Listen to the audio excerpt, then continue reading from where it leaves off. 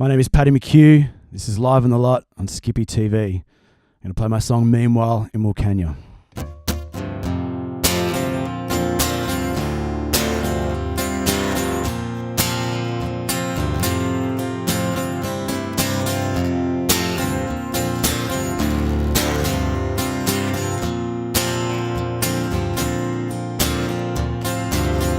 Jimmy missed the bus again. Have to walk to Cleveland Street. The shoes that his podiatrist ordered really hurt his feet. Then it starts to raining. Sure it will be late. Oh, but meanwhile in Wilcannia, dead at 38. Nathan needed glasses, 'cause he couldn't read the screen. The premiums on his insurance, they were pretty bloody steep. Now the pet he wanted, we've got a 3 to 4 week wait. Oh, but meanwhile in Wilcannia, dead at 38.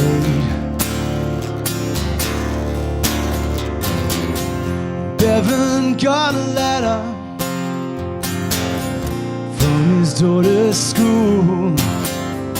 Repairs are badly needed, and so they're shutting down the pool.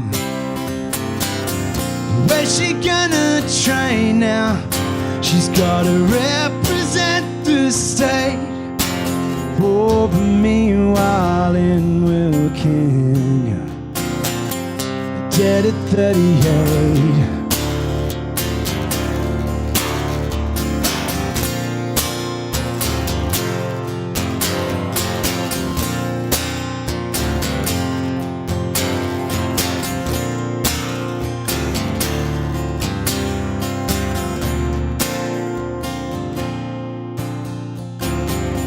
Sam wants to retire early, but his super's not that great. He'll have to work a few more years to get the house up by the lake. Now the banks are saying they're gonna raise the interest rates. Oh, but meanwhile in Wilcannia, meanwhile in Wilcannia, oh, meanwhile in Wilcannia.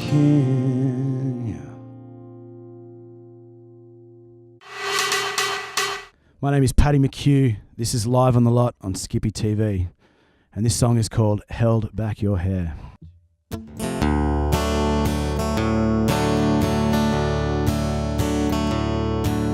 You came with your boyfriend, bottle of gin. Oh, and later on I saw you fighting with him.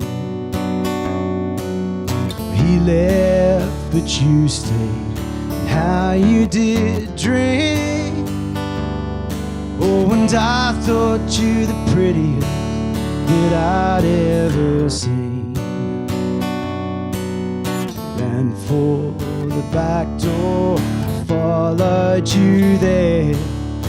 I found you down, throwing up by the stairs. And I held back your hair, and I held back your hair, and I held back your hair. I held back your hair.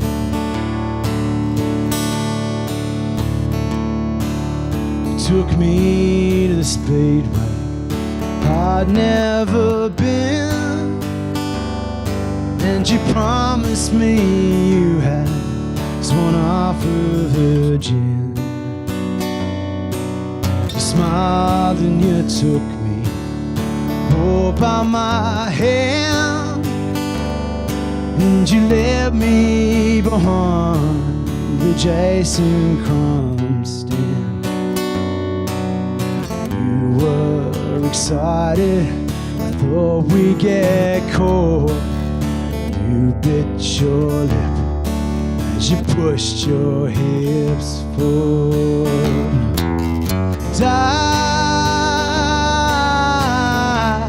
I held back your head, and I held back your head, and I held back your head. I held back your head.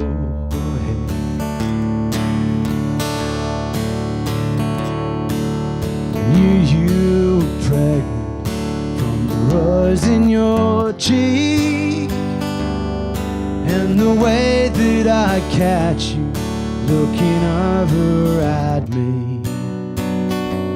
You said we'd name him Jason at the birth at your nan's.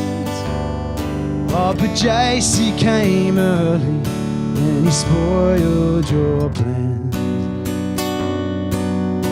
And for the car before I hit reverse, you started to push, and you screamed and you cursed.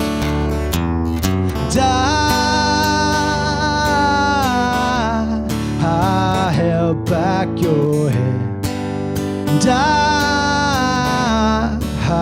held back your head, and I held back your head. I held back your head.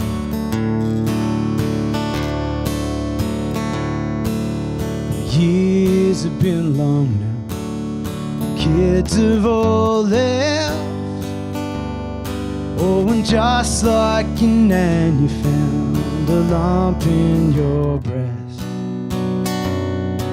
And before the year's over, you'll be in your grave, and the pills that they give you, they don't help with the pain. As the next wave it hits, I see the fear in your eye. You tuck your knees up as you stifle your cries. And I hold back your head, and I hold back your head, and I hold back your head. I hold back your head.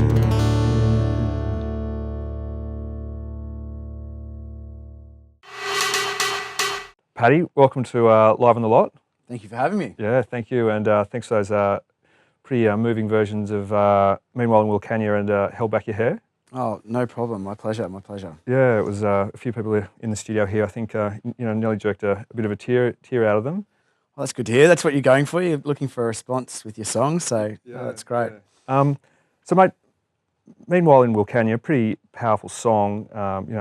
Very visual, and there's some sort of strong elements of storytelling and characters in there, and people go on a pretty dramatic journey. So, for you as like an artist, your process, are they based on specific experiences, or do you sort of see something like a theme and then try and craft a story out of that? Yeah, look, usually what I try and do is if something crosses my path, so it might be something I've experienced or something that I've read or I've heard about, and if it grabs me and it stays with me for a while, a couple of weeks later I'm still thinking about it, usually I think, oh, well, that's probably a good topic for a song, because, if it's moved me and it's sticking around and I can't get rid of it and I keep thinking about it, it's probably got some gold in there. So when I have those kinds of ideas or come across them, that's when I tend to sort of really start working on them and trying to craft them or put them into a song and make it work. And you know, if it survives the whole writing process and gets to the very end, well then it's made the cut. Yeah.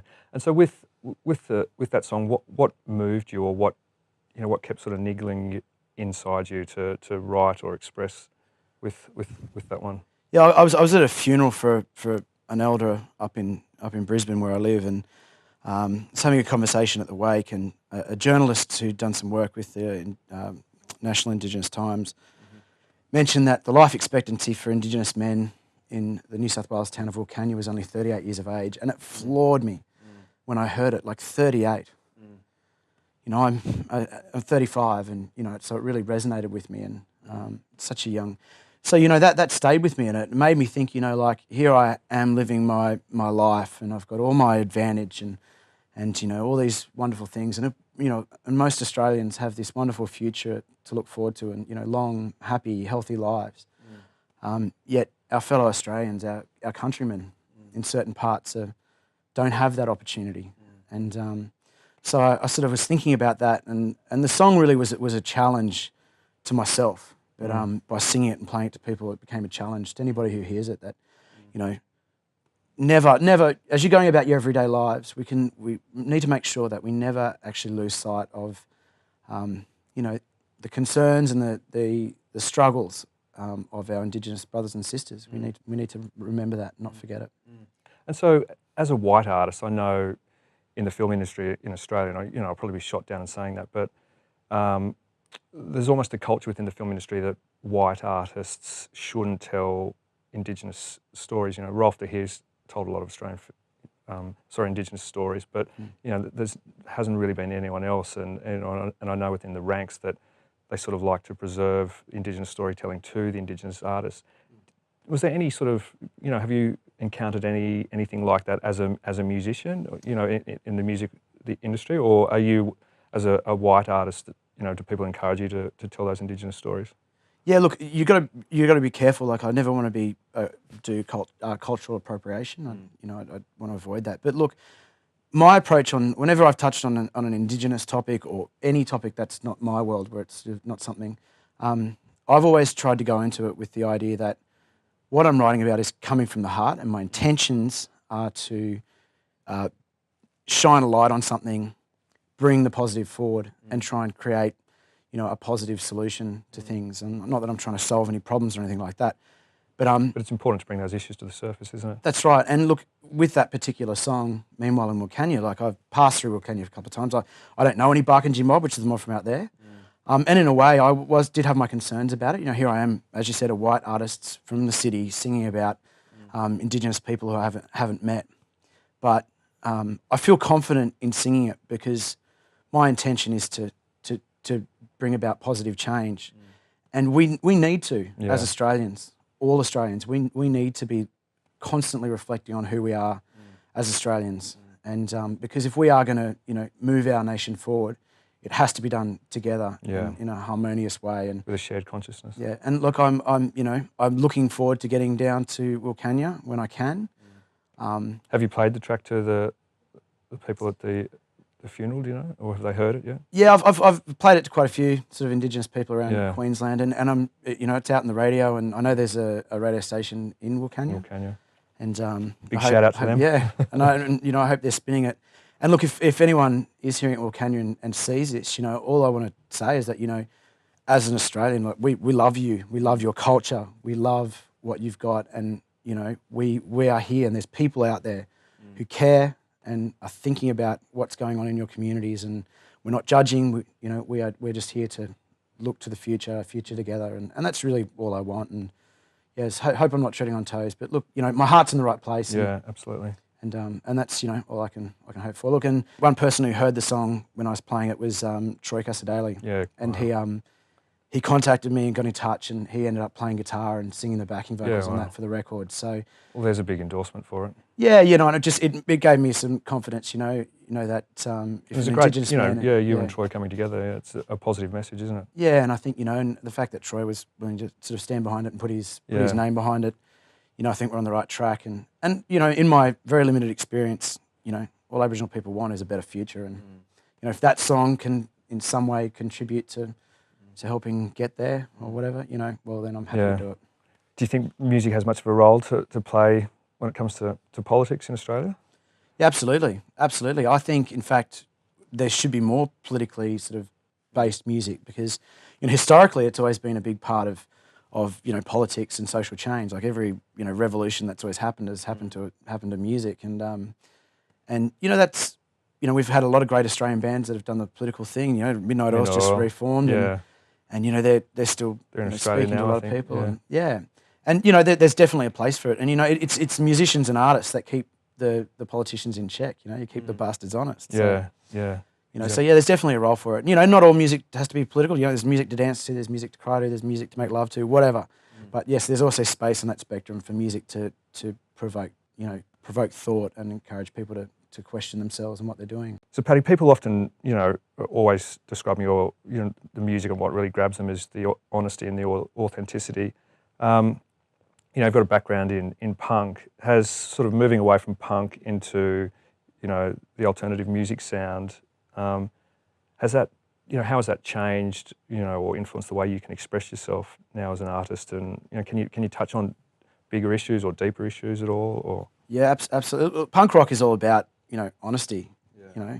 That's what it's about. It's about just down the line, saying it as it is and not being afraid of the consequences of doing it. And so did punk rock, do you think, is there something from that helped you be a brave storyteller, do you think, or a courageous storyteller? Yeah, absolutely. I think a lot of artists, doing, all different genres of music, often are afraid of, how will people take this and how will this reflect on me?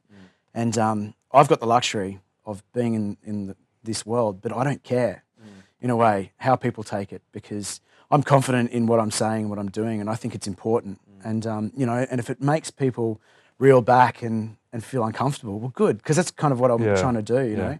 And that's important. I think you need to, you need to question what you're doing. And if you just live your life going along, listening to things and agreeing with everything you already believe in, it's a dangerous area. And yeah, punk rock's definitely informed that. Like I'm not afraid to say what's on my mind and to form an opinion. Yeah, and to hell with the consequences. Yeah. And so if I'm wrong, I'll take it on the chin, and and we can talk about it. We can discuss it. Yeah. So Paddy, listening to your music, there's these strong, for me personally, there's these strong themes of, sort of when it gets down to identity and, and there's a huge history element to it and sense of, nationality and, what it means to be Australian and growing up in Australia. What was Australia like for you growing up and your background? Yeah, I grew up in Tamworth and it was quite conservative. Look, I had a very good life, and growing up, and it was pretty easy. But, I think Australia does struggle with an identity and what is being Australian. And I suppose in my songs, that's kind of what I'm exploring in a way. It's sort of figuring out who I am and who we are as a country. And I sing about the Australian themes and content purely because, that's all I know. That's my life. And that's what, if I was to go and write about things that I didn't know about, people straight away would be able to poke the holes in it because, it wouldn't hold water. Yeah. And so do you think your music, do you write about a class or a community or a subculture of Australian in particular, do you think? Or? Yeah, look, I suppose I'm just writing as honestly as I can and it does speak, to quite a few different people, different age groups and people in the country and in the city. And so, I don't think I'm specifically speaking to anyone in general, but I suppose the people that I'm currently reaching are the people who are listening to their music for more than just to let it wash over them. Yeah, for meaning. Yeah, they're people who are sort of looking a bit further into it and enjoying the arts. I'm really speaking to them and trying to tell my stories to them. Listening to the new album, for me personally, it's very visual and there's an emotional connection to. There's just really powerful storytelling coming through a lot of your tracks, and it reminded me of a lot of diverse artists, from people like Jimmy Barnes, through to the Bushwhackers, or Bruce Springsteen, Eric Bogle. Do you see yourself in that sort of category of songwriter or storyteller? Yeah, look, thank you for putting me in that same basket with those amazing artists. But there's very powerful stories in your. It's almost like you're listening to your music, and you could sit down and read it as a poem almost. Yeah. So.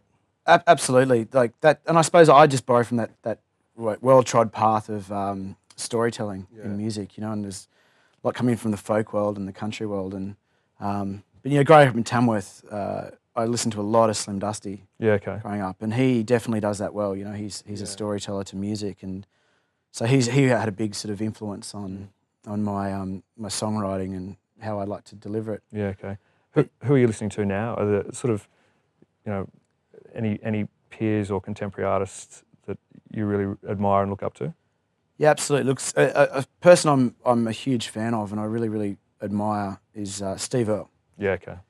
And you know, I know he ruffles some feathers, and you know he's got a shady past, and but like I think he is a great songwriter because he wears his heart on his sleeve. He's honest. He makes mistakes. You know, he hangs his dirty like clothes out on the line. You know, his drug abuse past and his problems with his marriages and I. But people relate to that because that's exactly right. That is reality of that's know, right. Every man is front and woman is in front of you out on the stage there. Exactly. You know, and that's why it's like easy to relate to him, and I really enjoy his music because I feel like on some level I've got an understanding of who he is. You know, like it's that personal connection with the songwriter, and you know, there's a lot of songwriters out there who do great stuff and write great songs, but yeah, if I can't connect with them and their story as a person, I find it very hard to connect with their songs, and that's something. Yeah, Steve Earle and Paul Kelly as well is another big influence. You know, and again Do you get comparisons to Paul Kelly at all? Or? Oh, I've had a few, yeah, which I take very, you know, with a grain of salt because, you know, they're very big shoes.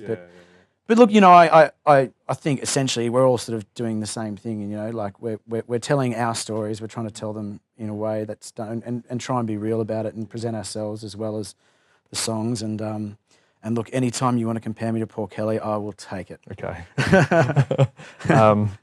And so I've read that you have a ferocious appetite for live performances, you know, and for touring and being on the road and being in front of people. Where'd you cut your teeth in terms of, you know, playing live music? Yeah, when I first moved to Sydney, so I won't say how long ago because then you'll know how old I am.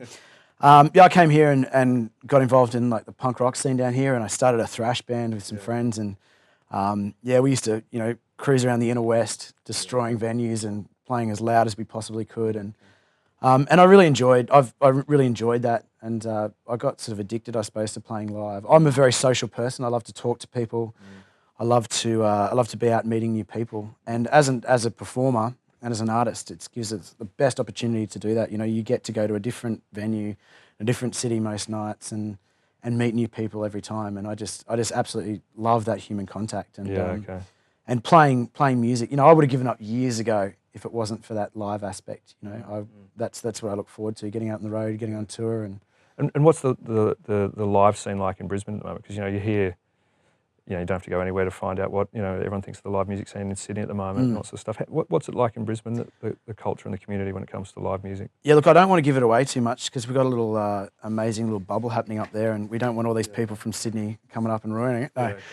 Look, no, Brisbane is like an incredibly fertile place. I'm not from there, so I'm not defending it. I'm not some Brisbane boy singing its praises. Like, you know, I've spent time in Sydney and grew up in Tamworth, but Brisbane is an absolutely amazing place to be making music at the moment because, you know, it is a big world city. A lot of people sort of write it off as the strange cousin of Sydney, but like it's a big, thriving city. It's got You've got Big Sound up there and all these. Yeah, exactly. We've got great festivals. There's a lot of great bands that have come out of Brisbane in the past. You know, you can go back to the Saints and, you know, name all these bands. Powderfinger. Powderfinger and Regurgitator and you name it. And so it's got a great history. And currently up there, the music scene is really doing well. And I think the difference in Brisbane is that because it is a little bit smaller, people are still working together as a community. We sort of have to stick together. There hasn't been factions and splitting apart.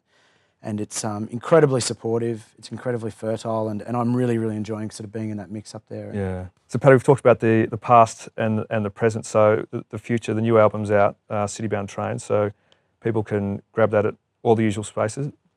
Yep, it's everywhere. Yeah, okay. And I encourage them to buy it so I can put shoes on my kids' feet. Yeah, exactly. Well, Paddy, congratulations on the new album. Thank you very much. Thanks for coming on Live on the Lot. Appreciate it. Thank you very much. Thanks, mate. Cool.